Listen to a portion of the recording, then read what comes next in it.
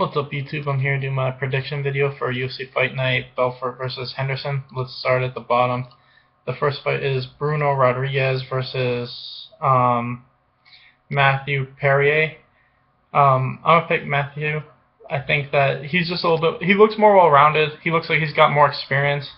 I think both these guys were on the Ultimate Fighter Brazil, the latest one, and yeah, it just looks like an experience thing and just well-roundedness. I haven't seen these guys fight too much except for at the time of Ultimate Fighter, so I'm going to go with Matthews.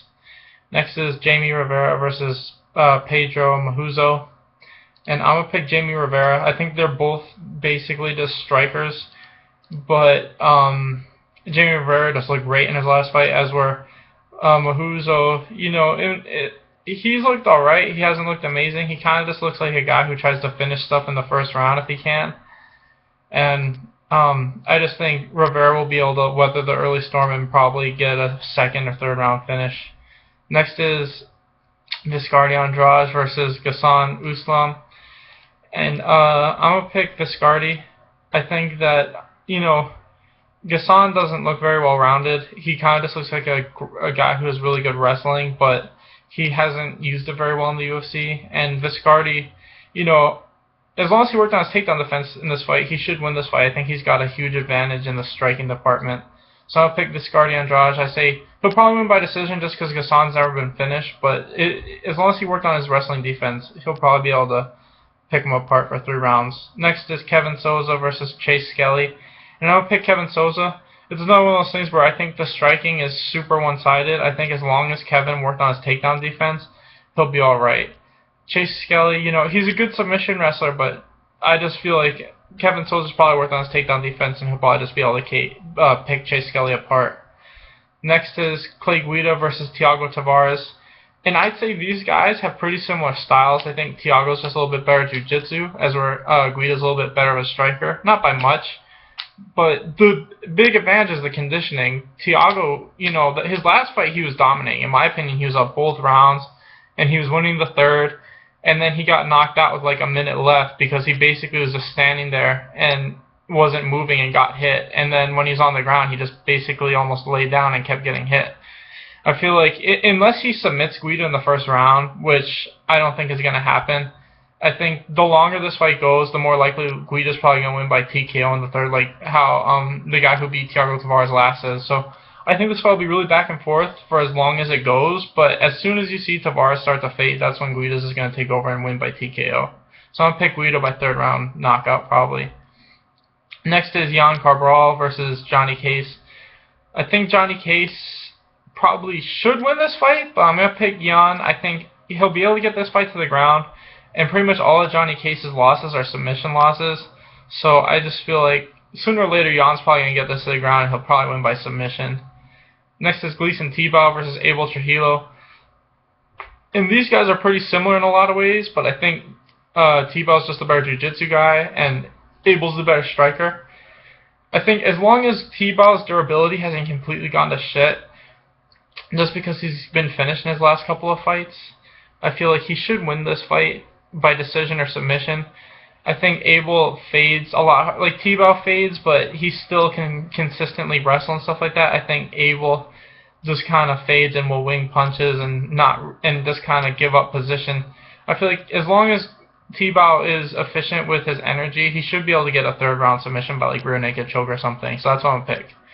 Next is Fabio Maldonado versus Corey Anderson, and unlike some of the other fights where I said the wrestling might be the big difference, I mean, this fight even more so.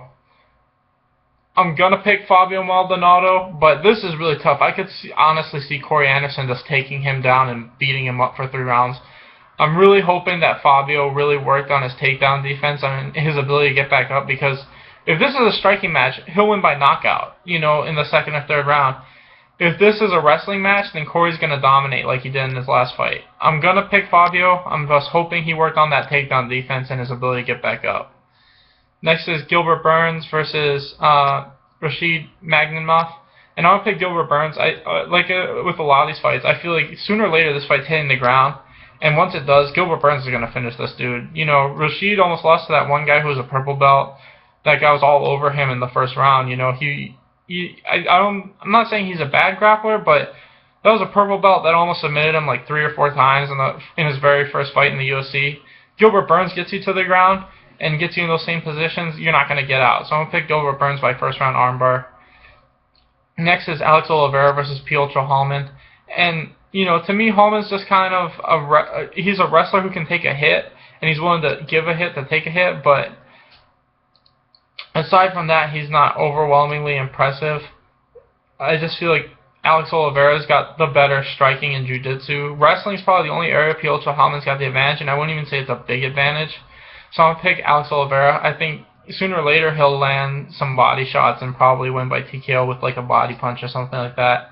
Next is Thomas Almeida versus Anthony Barish, and they're just feeding Thomas Almeida a fight. He should be fighting top 10 guys at this point, but they just want to give him one more win, and that's what this is. He's going to win by first round knockout. This guy is nowhere near the level, that the last 2 guys that Thomas Almeida fought. So I'm going to pick Thomas Almeida, first round knockout.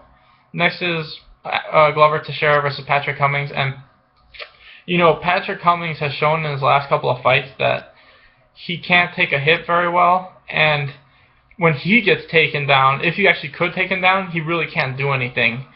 I can't remember who the Brazilian guy was that took him down, but that guy almost finished him, with the rear naked choke. So I feel like Glover's gonna I think it's going to be like the OSP fight. Glover will get taken down a couple times, but he'll work his way back up to the feet.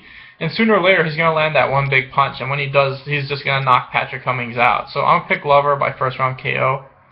And then last, we got the main event, Dan Henderson versus Vitor Belfort. I'm going to pick Dan Henderson, and it's because I think he's starting to find success at this new weight class. And Vitor, even though he beat Dan Henderson, that was when the TRT was still going around, and even though Dan had been off of it because it was supposed to be off of it, Vitor was still on it. And I'm not one of those guys that likes to press on that, but that was clearly why I think he had such a big advantage of him over that in that one fight. I think we just saw what Vitor looks like against grapplers nowadays. I think Dan Henderson's going to hit a takedown, and once he hits the takedown, he's probably going to win by TKO, just like Chris Weidman did. Vitor just showed no ability to get off of his back once Weidman took him down. I think the same thing's going to happen. I think Dan Henderson's probably going to take him down and win by TKO. So anyway, thanks for watching, guys. Please like and subscribe.